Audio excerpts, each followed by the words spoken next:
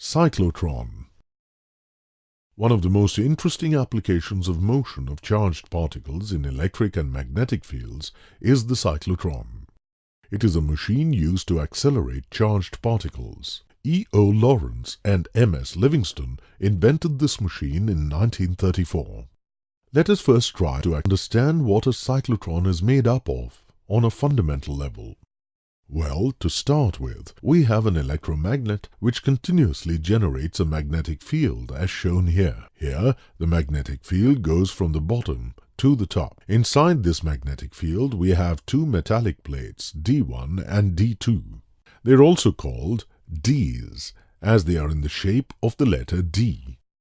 Both these magnetic fields are connected to an alternating electric source, which changes the polarity of the electric field periodically.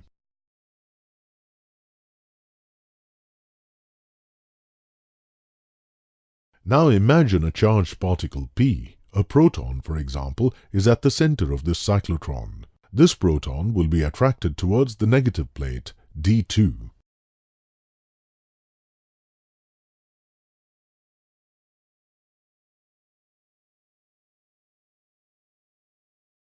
As it enters the plate, it is acted upon by the magnetic field, and we know that a charge moving with a velocity v perpendicular to the magnetic field B will move in a circular fashion.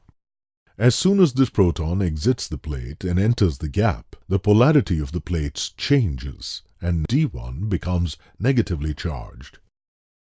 Hence, P will now get attracted towards D1 and will accelerate towards it. This increases the energy of the particle P. As it enters D1, due to the magnetic field, it will start moving along a circular path. But this time, as it got accelerated while entering, the radius of the circular path will be more.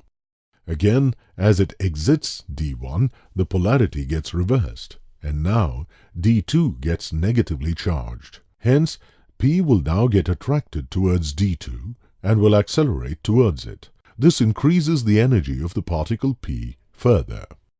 As it enters D2 due to the magnetic field, it will start moving along a circular path. But this time, as it got accelerated while entering, the radius of the circular path will be more.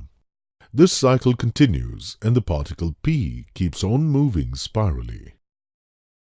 To maintain this spiral movement, the polarities of the Ds has to be reversed in a time interval t by 2. Where t is the period of revolution of the particle. T equals 1 by Vc, which equals 2 pi m divided by q times b, or Vc equals q times b divided by 2 pi m.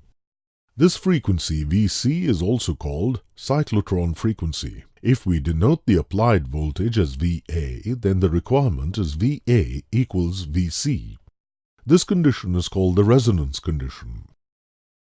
Once the particles are accelerated to the required speed, they are then deflected using a magnetic field.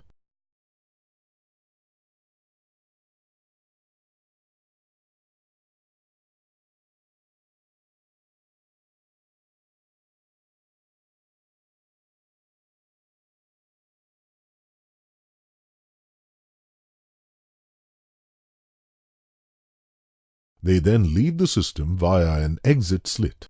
This accelerated particle can then be used for bombarding other atoms, molecules or solids according to the requirement. We know that V equals Q into B into R by M. Here, R is the radius of trajectory of the particle at exit. This radius is equal to that of the D as well. The kinetic energy of the particle is half mv square, which equals Q square into B square into R square, divided by twice the mass.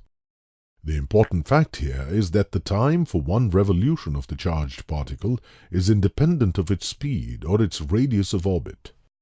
This was a schematic of a cyclotron. In reality, it appears as shown here.